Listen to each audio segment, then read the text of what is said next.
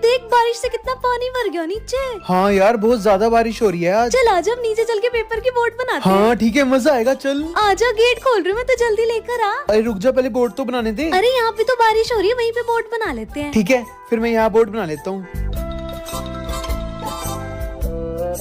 ले होगी तैयार चल अब तैराएं इसको। ला दे मैं तैराऊंगी। ठीक है मैं मेरी भी बोट ले आया बना के। चल अब तैराते हैं इसको। ओए ओए बहुत स्लिपरी है ये तो। चल तैराएं। हाँ तैराते हैं वरना भीग जाएगी। चल फिर तैरा रही हूँ। ओ बाइक आ गई। वो रुकी हुई है मैं तो डाल रही हूँ इसे पानी में। मजा आ रहा है। चल ठीक है मैं अभी तैरा रहा हूँ।